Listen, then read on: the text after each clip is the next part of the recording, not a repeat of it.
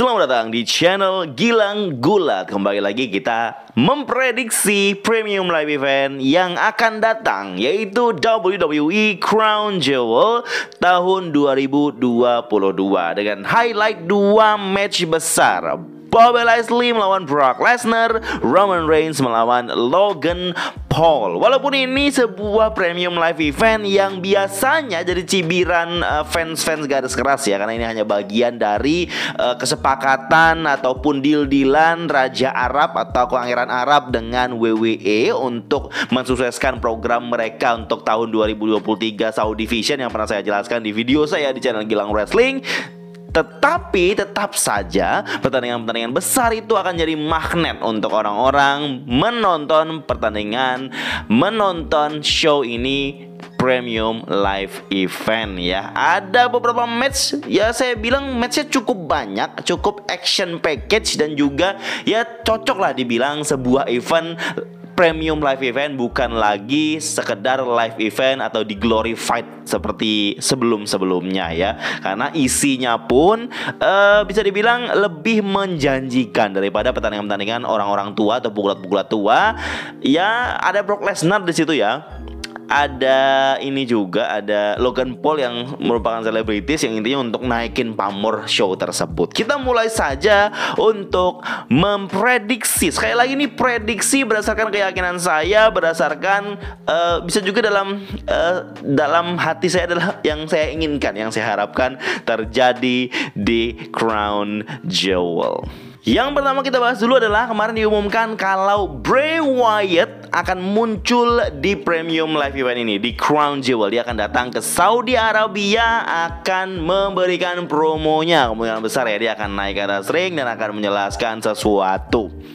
Semoga saja apa yang dijelaskan oleh Bray Wyatt di atas ring itu membuat penonton mengerti di sana ya. Saya takutnya ada roaming bahasa di situ ya. Jadi pas Bray Wyatt berpromo sesuatu yang besar, dia reveal, respon penonton diam-diam saja, takutnya begitu. Jadi nggak dapat respon yang diinginkan gitu ya.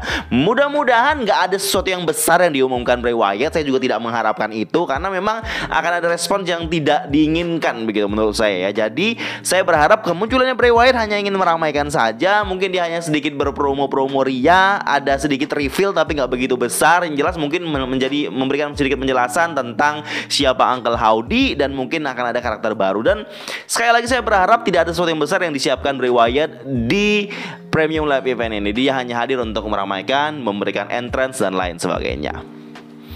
Berikutnya adalah pertandingan yang baru saja diumumkan, yaitu WWE Women's Tag Team Championship match yang baru saja kemarin di episode Monday Night Raw dimenangkan oleh Alexa Bliss dan juga Asuka ya, new champion, melawan former champion Dakota Kai, Io Sky, member of Damage Control ya. Jadi Bianca sama Bayley ada pertandingan, dan antek-anteknya juga ada pertandingan di sini. Yang jelas ini Saudi Arabia, mereka tidak akan memakai baju yang terbuka, pasti baju akan tertutup. Tapi tetap ada ketat-ketatnya ya. Walaupun begitu tetap ya, pertandingan kostum tidak menjadi halangan membuat pertandingan menjadi tidak bagus ya. Mereka mungkin pasti akan berusaha untuk all out untuk bertanding di sini. Tetapi jelas di Crown Jewel di Saudi Arabia biasanya respon penonton itu tidak terlalu besar kepada match-match yang menurut mereka tidak begitu mereka ketahui jalan ceritanya atau mereka ketahui siapa orangnya begitu. Tapi tetap kita sebagai fans gulat yang menonton dari layar itu mungkin tetap harus excited dengan match ini ya. Yang jelas mereka punya history. Sempat Alexa sama Asuka nih gak muncul di beberapa minggu ya. Terus dia muncul lagi dan langsung challenge untuk championship match. Dan challenge championship match ini terkesan memang mendadak, tiba-tiba terus mereka langsung menang. Apakah ini akan membuat karakter dari Dakota dan juga Io Sky momentumnya hilang? Atau bahkan ini hanya rencana WWE untuk membuat Crown Jewel ada title change juga. Jadi akan balik lagi ke Dakota Kai dan Io Sky.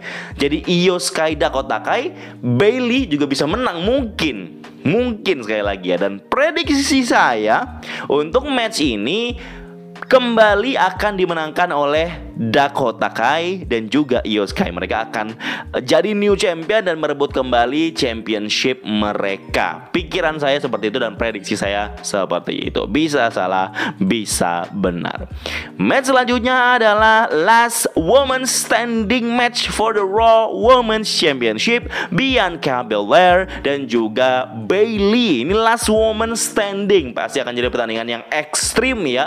Saya berharap harusnya last moment standing di Extreme Rules kemarin lebih yoi, lebih keren aja begitu. Kenapa dikasihnya yang ladder match malah last moment standing di sini begitu ya? Kita sedikit dikasih teaser pada saat Monday Night Raw kemarin, di mana Bayley langsung dari atas dekat kursi penonton langsung ke meja yang sudah disiapkan di bawah. Itu cukup oke menurut saya, dan sedikit teaser yang membuat kita excited untuk match ini. Tetapi apakah matchnya akan bisa se-ekstrim yang kita harapkan? Kita sudah cukup kecewa dengan ladder match kemarin. Ya mungkin ya nggak bagus-bagus banget, tapi ya oke-oke aja menurut saya pertandingannya. Tapi tetap saya berharap WWE tidak mengecewakan lagi dengan kekalahan Bayley ya. Walaupun ini di Arab Saudi begitu, mungkin tidak dianggap spesial gitu eventnya. Kemenangan Bayley tetap masih jadi harapan saya, dan ini bisa jadi di Crown Jewel adalah momennya Bayley untuk menjadi Raw Women Champion. Dan saya tadi bilang juga kalau Damage Control itu bisa jadi menang lagi, dapat championshipnya lagi, dan mereka lengkap sudah dapat champion semuanya, dan Damage Control lengkap sudah mendominasi divisi Women's di WWE roster. Itu harapan saya, dan saya tidak berharap banyak ya untuk kualitas last man standing ini, last woman standing match ini ya. By the way, buat yang nggak tahu, kalau last woman standing itu sama kayak last man standing, di mana ketika salah satu pegulat itu terkapar, wasit harus menghitung sampai 10 detik untuk mendeklarasi siapa pemenangnya. Dan ketika mereka dua-duanya terkapar, dihitung sampai 10, yang duluan bangun dia yang menang. Itu inti dari match ini. Jadi apapun bisa terjadi, mereka bisa menggunakan apapun, bahkan ditumpuk apapun ini pegulatnya biar nggak bangkit lagi begitu. Dan sekali lagi saya memilih Bayley, prediksi saya untuk memenangkan Raw Women's Championship. Match selanjutnya kita beralih ke sebuah cerita utama di Monday Night Raw, yaitu adalah The Judgment Day. Finn Balor, Damian Priest, Dominic Mysterio bersama Rhea Ripley melawan DOC, AJ Styles, Luke Gallows dan juga Karl Anderson. Dan ini sebuah cerita yang diangkat lagi ketika AJ Styles kembali, dan dia seakan diajak Finn Balor gabung, seakan dia mau, tiba-tiba Karl Anderson dan Luke Gallows kembali dan menghidupkan feud lama mereka, dan diungkit-ungkit lah ya, Finn Balor yang memulai Bullet Club gitu.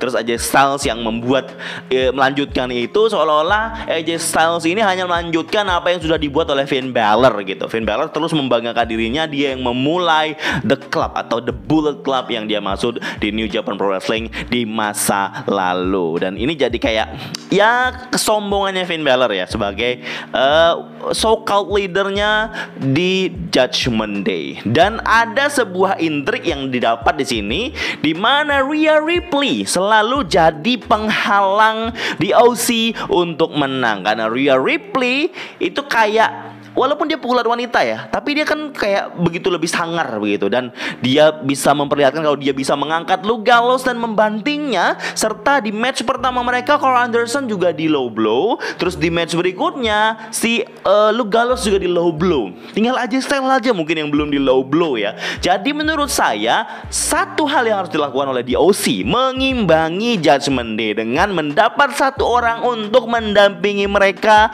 di pertandingan ini. Rumor muncul dia adalah Mia Yim. Mia Yim itu istrinya Kit Lee kalau nggak salah ya.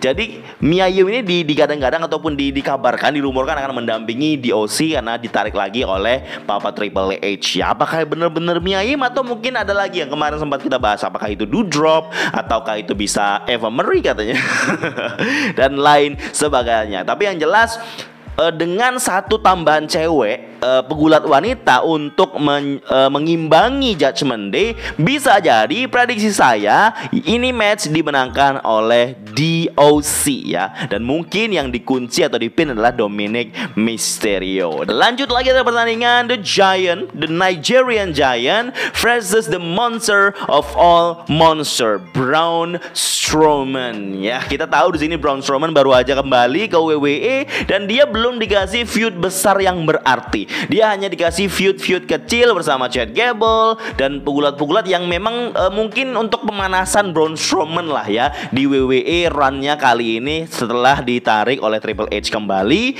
Dan kemarin kita sempat bingung gitu loh. Kemarin sempat ada yang bertanya-tanya, Omos kemana bang? Omos kemana?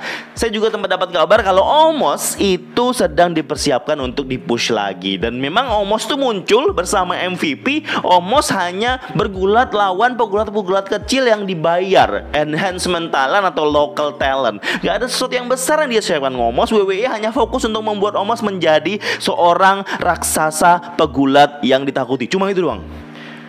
Karena Omos gak bisa ngomong, MVP yang akan jadi manajer yang ngomong terus. Dan berkali-kali dia berpromo nge-hype kalau monster of all monster bukan monster yang memang benar-benar monster kalau baru mengalahkan Nigerian Giant. Dia pasti kalau Nigerian Giant ini yang lebih besar, lebih kuat. Ini Giant loh, bukan monster. Ini Giant pasti akan mengalahkan monster. Itu inti promo dari MVP. Dan Braun Strowman tidak gentar, dia tidak takut. Dia pernah melawan pegulat yang lebih besar juga dan dia bisa mengalahkan. Dia juga mau sedikit menyombongkan kekuatannya. Dia mengangkat mobil dan lain sebagainya. Dan itu membuat MVP juga tidak gentar. Walaupun Omos diam saja, diam begini, tapi MVP tetap bersemangat tak gentar. Kalau dari segi pengalaman ya jelas Braun Strowman lebih unggul dan Omos kalah gitu kalau segi pengalaman. Tapi kalau ukuran jelas Omos yang menang. Dalam match ini saya jadi sedikit ragu apakah akan bisa menghibur karena kalau Braun Strowman disandingkan dengan pegulat amatir kayak Omos ini, mereka belum pernah bertanding, belum ada one on one match mereka gitu loh, belum kelihatan gitu apa yang akan terjadi dalam match mereka. Kita sedikit bisa tahu apa yang dilakukan Omos dengan Bobby Lashley saat itu. Pertandingannya bisa dibilang saya pendapat pribadi saya cukup membosankan karena cukup lambat pasenya. Bisa dibuat fase lambat itu menghibur kalau memang ceritanya kuat dan juga ada beberapa klimaks besar di beberapa poin begitu. Tapi di match itu di Omos sama Bobby Lashley itu menurut saya kurang gitu. Dan saya agak ragu nih apakah kualitas Omos bisa mengimbangi Braun Strowman dalam bertanding. Untuk prediksi saya pertandingan ini masih akan dimenangkan oleh Braun Strowman. Karena masanya Omos di WWE itu tidak lagi bagian dari push besar karena dia adalah favoritnya Vince McMahon ya. Vince McMahon kan senang banget di bola-bola yang sebesar itu gitu. Makanya kemarin Braun Strowman juga sempat di-push. Tapi saat ini harus jadi momennya Braun Strowman karena dia baru aja return. Jangan sampai dia dilemahkan dengan seorang rookie yaitu adalah Omos, the Nigerian Giant. Lanjut lagi adalah pertandingan Steel Cage match Drew McIntyre melawan Karrion Kross bersama Scarlett Bordeaux. Kita tahu di Extreme Rules pertandingan yang cukup mengecewakan, strap match tidak ada kualitas menurut saya. Saya merasa tidak puas menontonnya gitu. Apalagi kekalahan Drew McIntyre konyol sekali, di mana Scarlett menyemprot pepper spray ke matanya. Dia jadi gak bisa melihat terus bisa di sleeper hold oleh Karrion Kross. Ini membuat saya kesal juga karena saya expect ini akan jadi match yang bagus di Extreme Rules.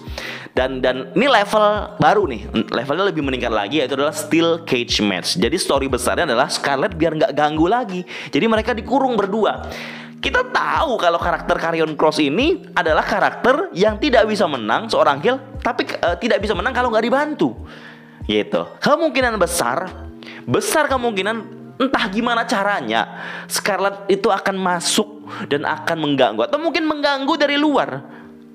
Pokoknya apa aja yang dilakukan Scarlett itu pasti akan ada poin di mana Scarlett bisa membuat Drew tidak fokus atau diserang Drew-nya oleh Scarlett dari luar atau bahkan Scarlett masuk dan lain sebagainya. Dan Karrion Kross finally bisa dapat kesempatan lagi mengalahkan Drew McIntyre. Ini nggak adil memang 2 lawan 1 ya, karena memang nyawa atau kekuatannya Karrion Kross itu ada di Scarlett saat ini. Karena memang sejak kita lihat entrance-nya aja ya, entrance-nya aja Scarlett yang muncul duluan. Jadi kayak memang Scarlett ini yang mengontrol Karrion Kross di sini. Itu kayak karakter yang diceritakan di saat ini ya untuk Karrion Kross. Dan kemenangan prediksi saya akan ada untuk Karrion Kross karena dibantu lagi oleh Scarlett Bordeaux. Lanjut lagi match berikutnya ya dah Undisputed WWE Tag Team Championship match, The Usos melawan Brawling Brutes, Butch dan Ridge Holland.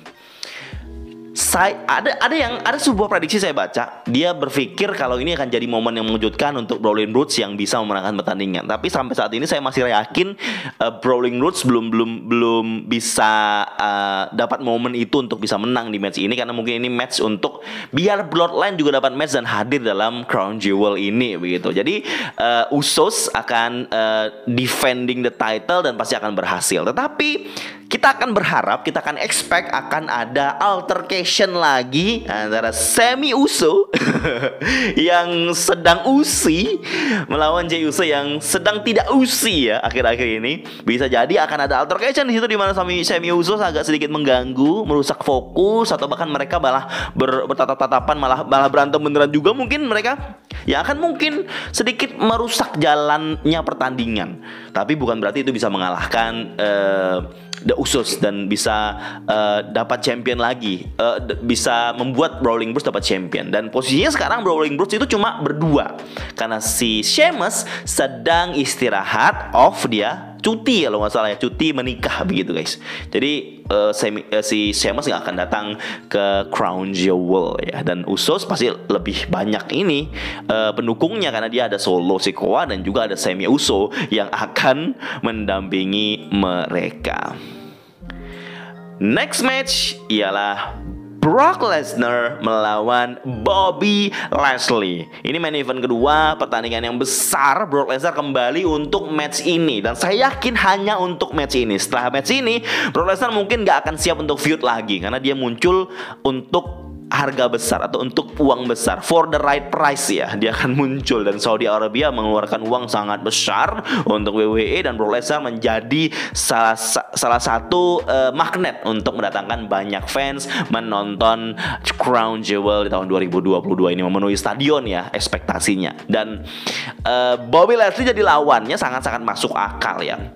Dan dari match ini kita akan expect sebuah brawling yang cukup brutal, karena memang beberapa minggu ini disajikan banget kalau mereka selalu panas gitu. Pokoknya mereka harus menunjukkan mereka bisa mengalahkan satu sama lain. Backgroundnya sama-sama UFC, badannya sama-sama besar.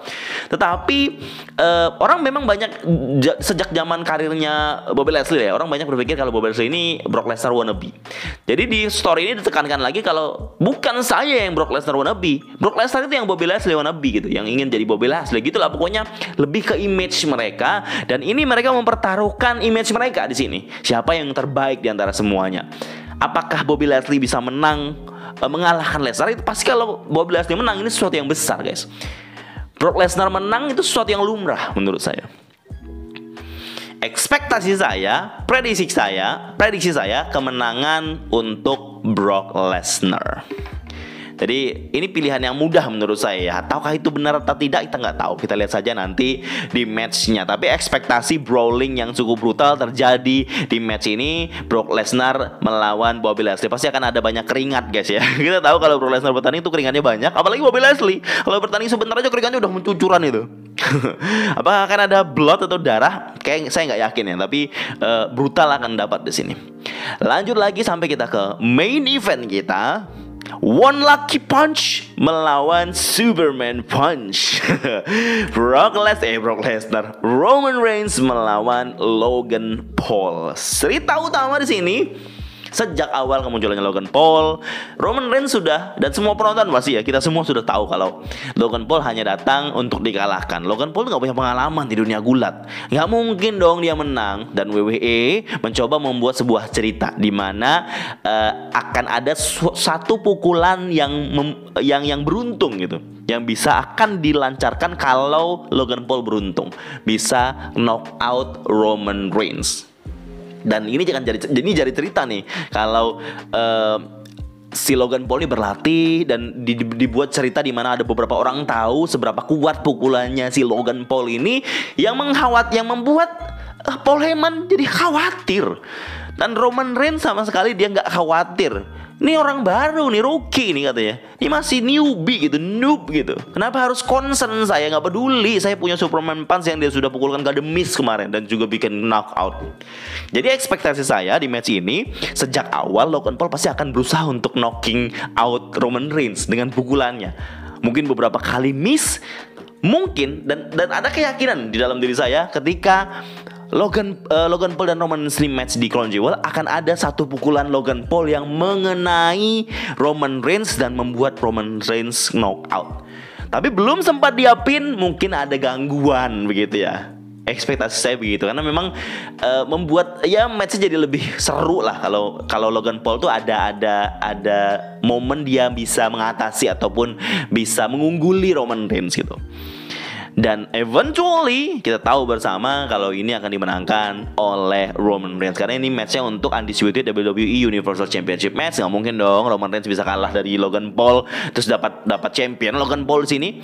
Kalaupun itu terjadi, waduh, pasti akan rame jadi bahan perbincangan dong guys. Seorang Logan Paul yang baru aja bergulat 2 kali mengalahkan pegulat Roman Reigns, Tribal Chief yang sudah memegang champion dan belum pernah dipin ya selama hampir 3 tahun guys. Ngeri nggak tuh? Jadi katanya sekitar 1 bulan lagi Roman Reigns itu genap 3 tahun dia nggak pernah dipin secara clean begitu guys, luar biasa. Nah itu tadi prediksi saya untuk WWE Crown Jewel tahun 2022. Mungkin ada beberapa teman-teman yang memang merasa sependapat dengan saya, sama prediksinya dengan saya, dan mungkin ada prediksi yang berbeda. Silahkan drop di kolom komentar. Selalu support channel Gilang Gulat, subscribe, like, komen, dan ramain video-videonya biar saya semakin semangat. Kita ketemu lagi untuk review pay-per-view Crown Jewel di video berikutnya. Terima kasih.